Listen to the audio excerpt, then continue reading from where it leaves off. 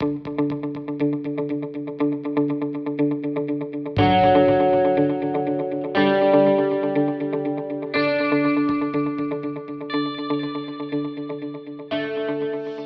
to hear more experiences about, what the post-secondary institution looks like, we have 4 amazing upper year students who are registered with PMC that are joining us today. Their names are Meredith, Matthew, Michael, and Rebecca.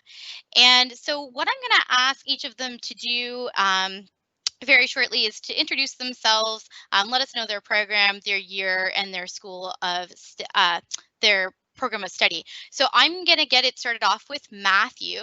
So Matthew, can you please introduce yourself with your name, your program, your year of study, and maybe if you went to high school here in Ottawa? I am Matthew Bell. I'm in second year media communications, and I came from Sir Guy Carleton High School. Awesome. Sir Guy Carleton. So there's probably some people who are here listening that also went to Sir Guy Carleton as well. Thank you so much, Matthew. We'll be hearing from you shortly. I'm going to ask Rebecca to come on next, introduce herself, her program, her year of study as well. Hi there. My name is Rebecca, and I'm in my 4th year of the Applied Linguistics and Discourse Studies program, and I am really happy to be here. Rebecca, you look so cozy where you are. I am. I'm very cozy. It's very cold out there. Excellent. Thanks so much, Rebecca. We'll be hearing from you shortly as well. Mike, can you jump on and tell us a little bit about yourself, your program, your year of study? And I know you didn't go to high school in Ottawa, but yeah. So I'm Michael Yackett Sinclair. I'm a 5th year political science student with a minor in disability studies. I'm from Richmond, British Columbia, so I'm from the other side of the country. I'm an out-of-province student, and I'm an individual who identifies with a disability, a learning disability, dyslexia. And Michael, are you currently in Vancouver right now? Yeah, I'm currently in Vancouver right now. So technology has been a huge help when it comes to school lately. So you're not buried under 3 inches of snow like us here in Ottawa? No, but I'm drowning in rain. Take your poison pretty much. Well, Mike, it's so good to see you again, and we'll be hearing from you shortly as well. Last but not least, we're going to talk to Meredith for her intro. So Meredith, can you introduce yourself, let us know your program, your year of study, and the high school that you went to? Hi, everyone. My name is Meredith Ogden. I'm a 2nd year psychology major, and the high school that I went to was All Saints Catholic High School in Canada. Amazing. And Meredith, you went to make the cut in the past, didn't you? Yes, I did in my grade 12th year. It was super helpful just to hear all of the student panelists. That was personally my favorite part, and just to get, to hear like other speakers as well. It was super helpful. Wow. So you loved the panelist part of Make the Cut, and now you're on the panel. That's pretty awesome. Exactly. And because of that experience, we're going to start you off with the first question, which I think I talked a little bit in my learning strategies presentation, but I feel like you're going to have firsthand, way more recent experience. Can you tell us what are some of the differences between university and high school? Yeah, absolutely. So I think there are many differences, but I'm only going to touch on a couple. I think one of the main differences is the environment. So, you're on campus, it's bigger, there's more people that are walking around, professors are walking around, so the environment is very different. So something that I found super helpful was, this was pre-COVID, but I actually attended, so I went to Carleton and looked at my classes before school even started. And I just found that kind of relieved some anxiety of the transition. So that was something that I found super helpful. I think another change or difference is, I think someone mentioned this in the poll, but is just the freedom that you get in university or post-secondary. And this freedom does come with responsibility, but I just found that to be super helpful. So at the beginning of the semester, you'll get what's known as a course syllabus, and I really strongly recommend that students read that beforehand. It just has all relevant information that that is needed for you to succeed. Amazing. And so you kind of went through one transition last year into first year, and then you went through another transition, well, you and every other student on the panel right now, to the online platform. Did you, how did you navigate that second transition to the online platform? Yeah, so, you know, I'm going to be super honest here. It's hard, like it's a bit of a transition. And so I found it to be super stressful, but you know, I'm managing now, and something that I find to be super helpful is just organization. And I keep an agenda. I have like a billion to-do lists that are just kind of written all over my desk. So I do find that staying organized is probably one of the main keys to success in post-secondary. That's pretty amazing. So that time management and structure piece was really important for you to implement that much more with the online transition, is what you're saying. Yeah, absolutely. Yeah. Awesome. Well, thank you so much, Meredith. I really appreciate you being so open and honest about your transition there. I should mention that you audience members can also post questions for our panelists as well in the question and answer. So again, you've heard from 4 of them, and we're going to keep hearing from them.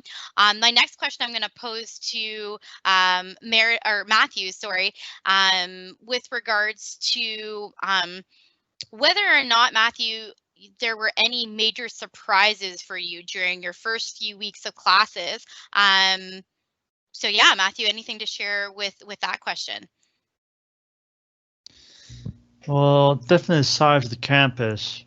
I know the high school I went to was normally a small building, so going on the campus and seeing a kind of wide avenue, what it looked like to me when I first came on, of buildings spread here and there was overwhelming for me.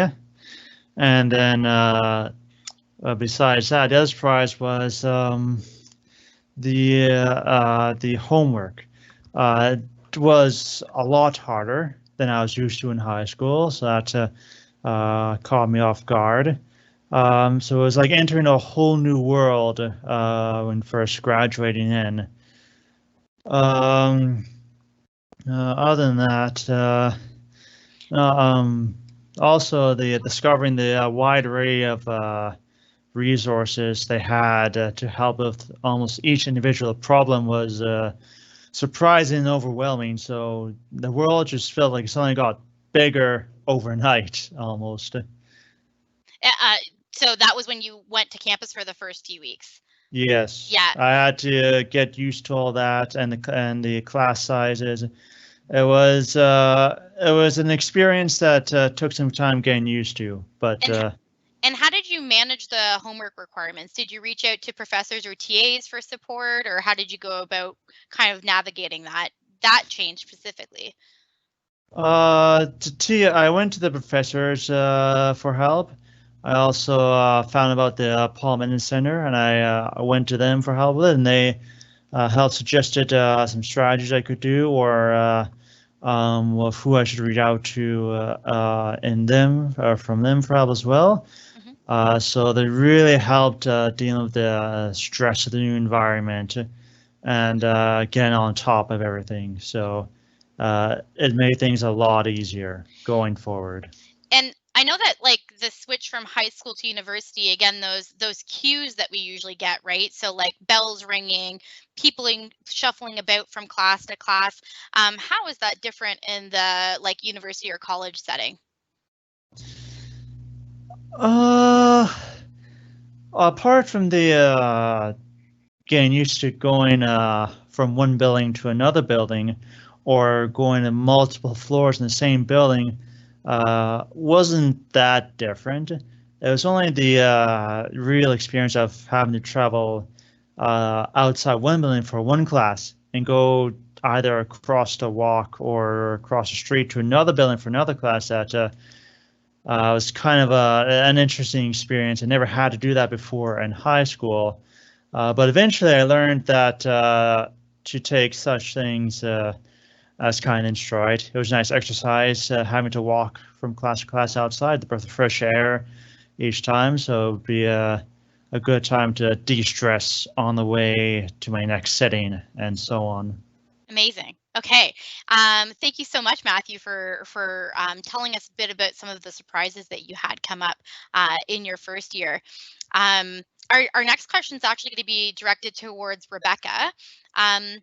Rebecca, can you tell us a bit about the PMC accommodations and supports that were most important in addressing your disability needs during your first few terms at Carleton?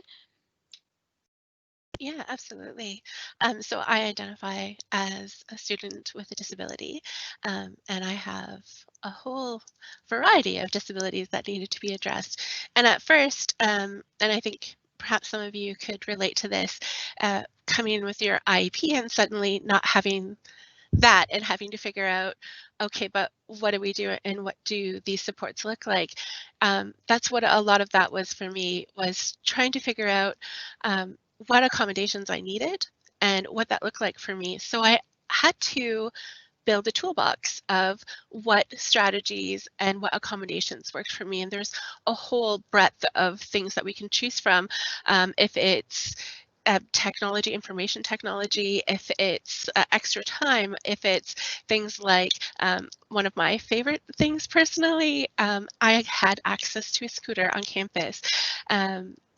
Because as Matthew was saying, the walks between classes were really quite substantial, and I couldn't make the walk. It was taking me over an hour to get between classes because I have a physical disability.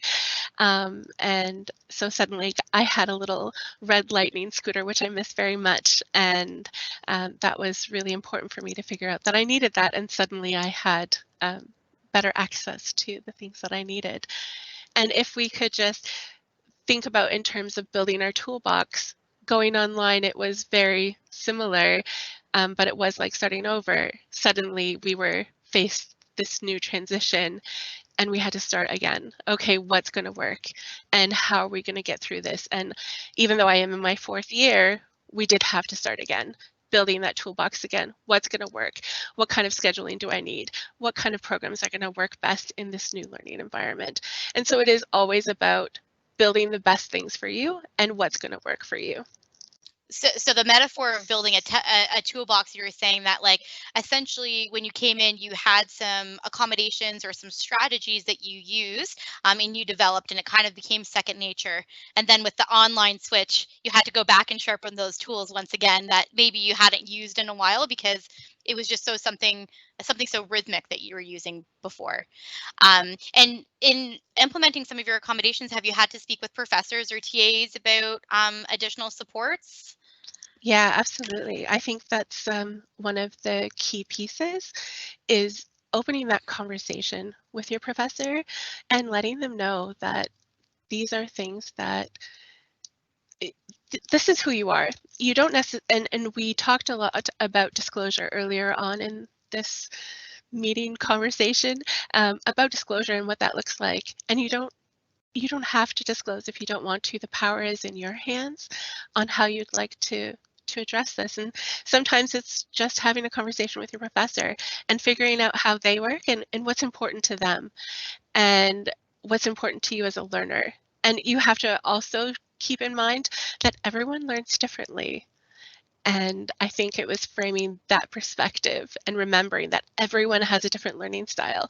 Some people learn better hearing, some people learn better seeing things on a board. And, and it's just sometimes we need a little bit of extra help to figure out what's the best for us. Amazing. And you've used a few support services on campus too, right? So you've talked about the PMC. Was there other services on campus that you found useful? Like you said, professor office hours, TAs? Absolutely. We have a great program. I don't know the full name, CSAS, the Carleton Student Services, Academic Services. Yeah, is the Student Service Success Center or the Center for Academic Success? Yeah. Absolutely. Yeah. And they do all kinds of things, like they have writing workshops and they have they have all kinds of things that you can access all the time, and I think that's really cool. And it's often run by students, so that's even better. Amazing. Awesome. And any other services that you wanted to mention before we move on to Mike to ask the next question? I would also like to point out that just as important as all of these academic sides of things, it's as equally important to be involved in the campus community and be involved with people around you. Find a club to get involved with. Find something that you're passionate about and get involved there too. One of the most important things that I learned in my very first year was you get out of your university experience what you put in. Mm-hmm. And even if that's, a really low stakes involvement with a club, it will just make so much more difference in what you're doing with your time. Amazing. Thank you so much, Rebecca. Mike, we're going to open this next one up to you. It's along the same vein as what we were just talking to Rebecca about, but what student services on campus have you found, used and found to be helpful? And even if it wasn't a student service, what other types of services did you use as well? For sure. Oh yeah, good. You're not muted. Yeah, no, I'm not sure this time. So, being an out-of-province student, I know most of you are in the area, the Ottawa area. So I just wanted to add some weight to kind of like why I wanted to go to Carleton is mostly because of the PMC and the services that they offered. Because for me, being a learning diverse individual, I was honestly scared because I wanted to get out on my feet running. I wanted to be in a new area. But then again, there's always that thought in the back of your head of failing. So the PMC made the transition really smooth for me. They took me through all the steps. We meet once every term for accommodations and whatnot. And even through this process here, the PMC still emailed us during the COVID times, making sure that we were all good. Even though, for example, like myself, I have a separate setting. Obviously, my room now is a separate setting. So they were still willing to accommodate, saying, hey, if you need anything, come back to us. Another really good one, too, is the Act to Employ, or otherwise known as the CU project, which a person like me who has a disability, invisible or not, we go to university because at the end of the day, we want to foster and cultivate our passions into something we can do for the rest of our lives. And the Act to Employ really gave me, because I was a part of it, gave me the chance to learn hands-on of what I wanted to do. It might not specifically have been something that I wanted to do, but it opened up different doors for me, saying, you know what, well, I really like this portion of it, or I really like what this person is doing here. Maybe I want to look more into that and rechannel that into my focus, which is what made me want to minor in disability studies after that. And at that point, I was like, you can minor in disability studies? I didn't know that. So the Act to Employ, the PMC, just echoing what Rebecca said too, clubs. I find the Carleton community is really open, and hopefully, vaccine or whatnot, we can all get back into the building, the Carleton building, and places like great hangout places that have social nights, right? I know, of course, this is a very academic focused thing, but again, we're making these new social bonds, and we want to connect with people that could possibly think like us, or you want other people to understand you. For that factor, for me, I was scared because I thought, oh, are people going to think I'm dumb, or what happens if I stutter, or what happens if I do something? But, going to places like Ollie's with friends and whatnot, or going to places like Roosters to, have a club night, a debate night. Those are all great services that are available. Another just quick thing that I want to add too is that the mental health services at Carleton University are well, they really care for their students. You can go in for a drop-in period, you can organize it. It's pretty straightforward. and just to talk things out, because things will get stressful, right? Like pile-ups of work, thinking of self-doubt, right? And a whole bunch of stuff that you don't know what's going to hit you. But at the end of the day, I've personally found that I wouldn't have gotten any of the services or the accommodations in any other university but at Carleton. And the great thing about it is it's straightforward. So that's pretty much my spiel on that. Thank you so much, Mike. You touched on a lot there. You talked about health and counseling services. You talked about employment services. You talked about academics, but most importantly, you talked about the social. And social is a big part that we haven't even really addressed yet today. So I know Rebecca talked about it. I know Matthew talked about it. Meredith talked about it. So the theme with the panelists so far is, you know, connecting with other people, as difficult as that is with our current platform.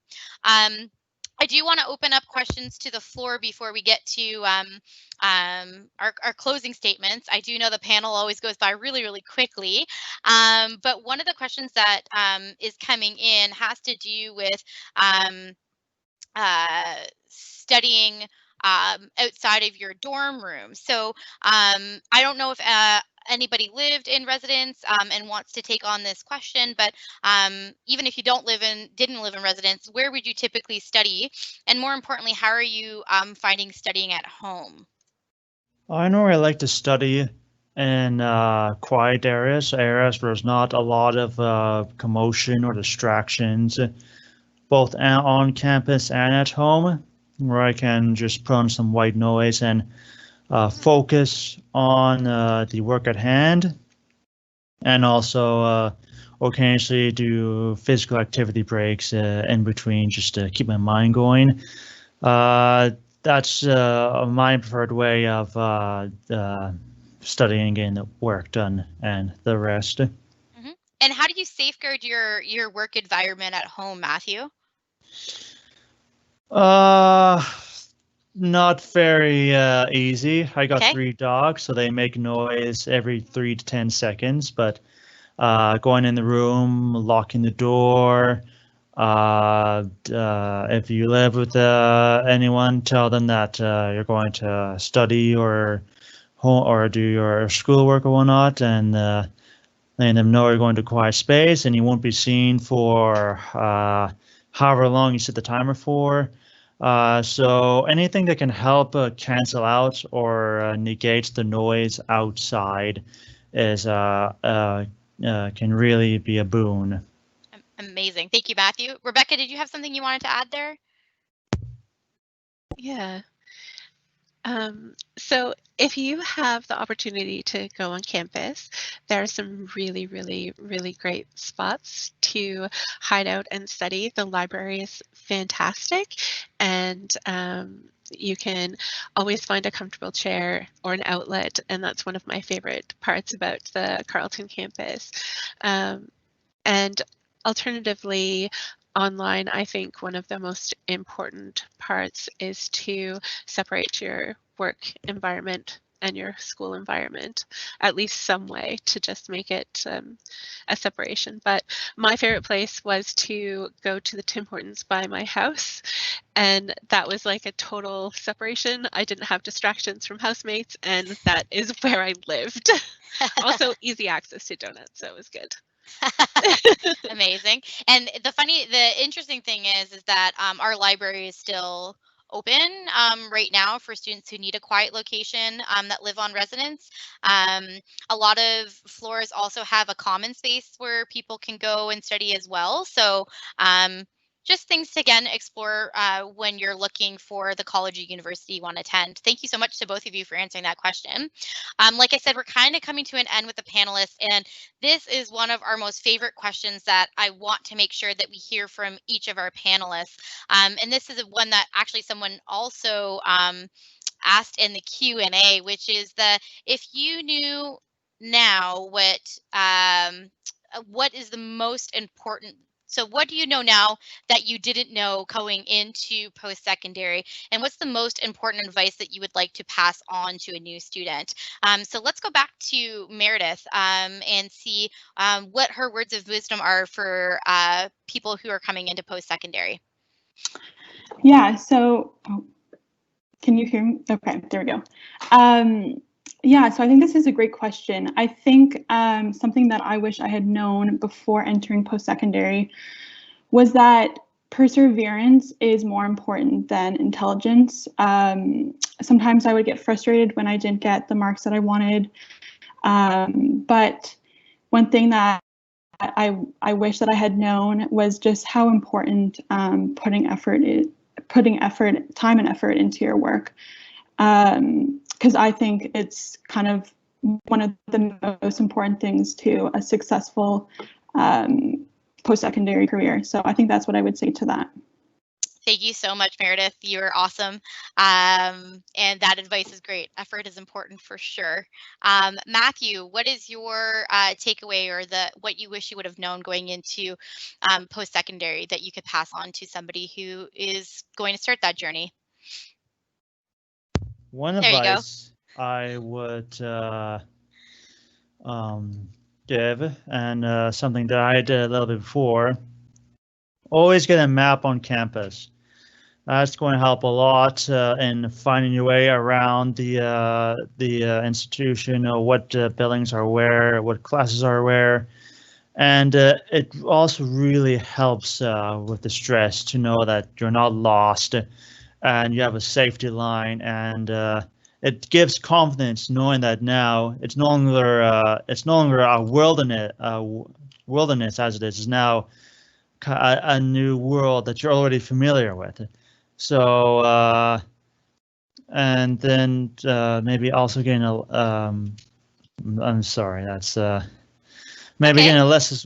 Yeah, I'm sorry. No, you did great there. So again, like making sure to learn how to navigate this fear, right? And planning ahead of time, right? By getting a map and asking people for help. Yeah, a map and a list of resources for whatever problems you think you may have, either with LD or if you have physical disability or if you have trouble writing, knowing what's out there and getting their emails and links and all that. Amazing. And thank you so much. Rebecca, can you tell us what your words of wisdom would be to students who are embarking on this journey?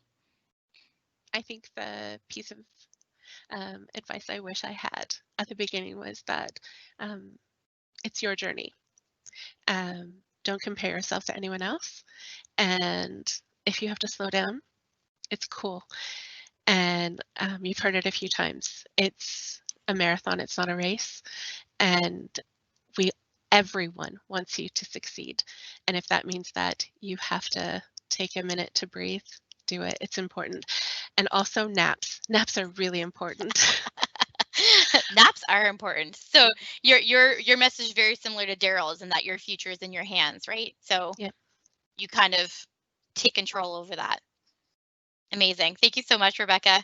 And Mike, to close us off, what was one thing that you wish somebody would have told you going into university that you would like to pass on? I would say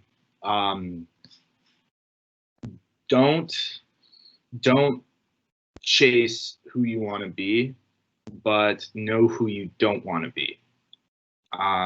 Easier said than done, but when you come to university and when you're exposed to all these different things, subjects and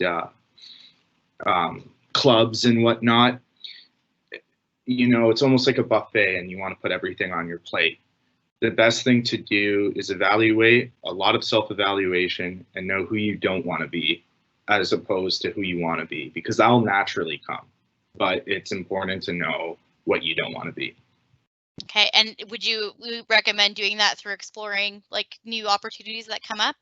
For sure. I would recommend having an open mind, but like kind of exactly what Rebecca said in a way, like one thing at a time. Mm-hmm. One thing at a time. As much as there's going to be so much things that you'd want to do, right? Like maybe one Saturday you want to go out with friends, and then maybe the next day you have a paper due, and then you have a club meeting that you have to go to, right? All that will pile up on your plate. And the best thing to do is have fun, one thing at a time, and make sure you know who you don't want to be. And that's the process. Amazing. Thank you so much. As you can see, it's really easy to see why the student panel is one of the favorite events at Make the Cut. I know it's my favorite. I love hearing from our students their own personal experiences, their own personal challenges and how they overcame those, and the things and the people that they use to do that. So thank you to all 4 of you. I know, like many of the students and teachers and faculty here watching Make the Cut have all gone through a lot of changes these last few months. So I appreciate you all for joining us. So in closing, I'm going to send it over to Patty. Again, thank you to all of our panelists for joining us today. We really appreciate your words of wisdom, your time that you took to talk to everyone today, and we wish you all the best. Patty, off to you.